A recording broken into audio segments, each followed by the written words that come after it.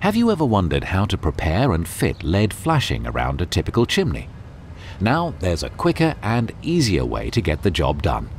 Using the new Morton flashing kit, you can achieve perfect lead working results every time. Designed for DIY or professional lead work, the kit comprises of the Morton flashing tool, Morton flashing wedges, and the wedge installation tool. But what about the lead itself? The rolled lead sheet you use should be made in accordance with BSEN 12588. But there are many other reasons why there's no substitute to using real lead sheet. Lead is the most recycled building material in use today. It will last longer and age more beautifully than synthetically produced products. The cost of lead is generally comparable with man-made flashings, but up to 100% cheaper over a 60-year life cycle. Lead sheet is quick and easy to install in most weather conditions. Lead has few laps and joints, resulting in a high degree of weatherproofing. Lead is proven to last up to 100 years, and when used for flashings, will last about 3 times longer than most man-made products. Now, let's get to work. It's split into 2 parts, the apron and the step flashing. First, the apron. First, work out the effective head lap, also referred to as the hypotenuse. For a 30-degree pitched roof, this would be 150 millimeters of head lap. This is measured from point A here to point B here, until the vertical measurement is 75 millimeters. Don't forget to add 25 millimeters to turn into the brickwork too. Shaping the apron is best done with the latest Morton flashing tool, as shown. It's quick and simple to use, and so much easier compared with traditional methods.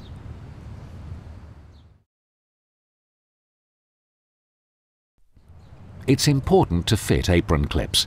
These keep the apron in position and stop it slipping down the roof, as well as reducing the risk of wind lift. The ones used here are 50 millimeters wide turn-coated stainless steel. However, copper or tinned copper clips can also be used. The apron should then be put into place and wedged into the brickwork. Traditionally, this would be fiddly and time-consuming, using lead strips up to 100 millimeters in length and 25 millimeters wide formed into wedges. As the size of these wedges is down to guesswork, it usually means making a series of wedges. It's far quicker, easier and more accurate to use modern Morton flashing wedges, which are proven to be up to 20 times faster than the traditional method and up to 25% cheaper. The Morton flashing wedges should be placed in the joint and the purpose-made bolster used to make sure it's set right back from the face before applying any mastic, so it's invisible once pointed. The bolster fits nicely into the lug for easier fitting. It's recommended that you use this tool or a normal bolster to install the wedges. These can be incorporated into the joint at no more than 450 millimeter centers. This particular installation uses 3, one at each corner and one in the center. The benefit with this wedge is that it's been designed to fit a joint between 6 millimeters and 18 millimeters. For larger chase joints, there are also larger wedges available. And now, the joint's ready for pointing.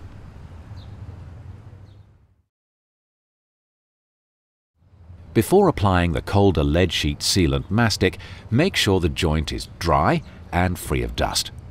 Using Calder lead sealant has been proven to be up to 20 times faster than traditional mortar pointing. Once the sealant has been applied, simply use either a finger or a purpose-made tool to smooth the joint.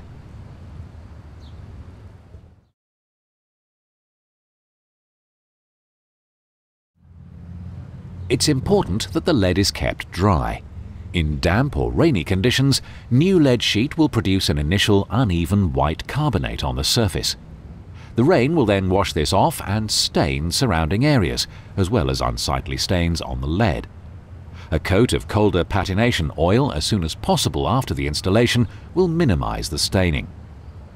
Remember to apply patination oil to the underside of the apron and allow it to dry before fitting, as this reduces any capillary action of moisture under the lead sheet.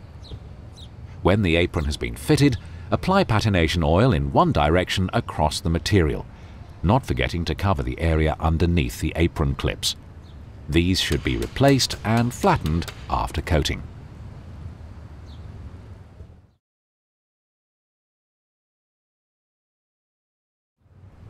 Now for the step flashing. With the soakers already fitted using Code 3 lead, measure the length, in this case 1.1 meters. This should be done using a minimum of Code 4 rolled lead. Having got the length, measure the correct width and cut the lead to the required size. It's standard practice to use a 150mm wide lead sheet. Now it's the right length, mark the 65mm waterline before offering the lead up to the chimney in order to mark the gauge of the bricks in situ. With a straight edge, mark the bottom of the brick joint through to the waterline using the existing brickwork as a guide. This line will eventually become the fold line for the turn into the joint. As the roof pitch is above 30 degrees, this particular step flashing can be finished without it returning around the front of the chimney, so finish off with a vertical cut. Back on the bench, join the 2 points from the fold line down to the water line. The fold lines previously marked, add a 25mm parallel line which will be the minimum turn into the brickwork joint. We now need to cut and fold the flashing piece ready for fitting.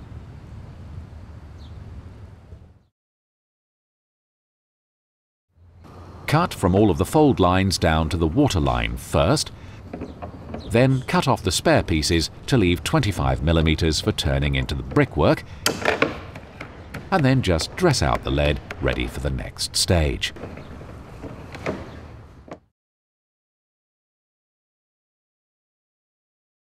The traditional method for bending would be to use a block of timber and dress each individual return onto it. The innovative Morton flashing tool makes the job much quicker and easier though. In fact, using the Morton flashing tool can be up to 75% quicker than the traditional method. Simply insert the tool straight up to the line, twist and turn. While the lead's in the tool itself, the flat dresser can be used to give a defined fold line.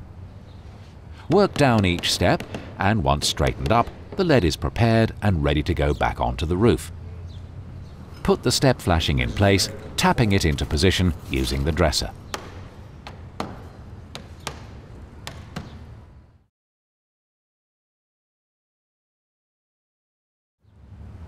As with the apron, the traditional method would be to fix the flashing with handmade lead wedges, but with the Morton flashing wedges and the bolster tool, the job is much quicker and easier. Once the wedges are inserted, the joint is ready for pointing.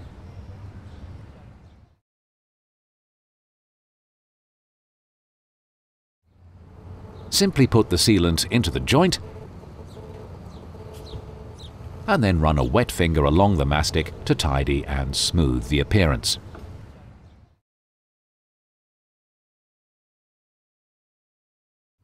As with any lead flashing, the final stage should be to apply the patination oil. All the points shown here are covered in the Calder Guide to Good Leadwork, which is available for download on our website at www.calderlead.co.uk.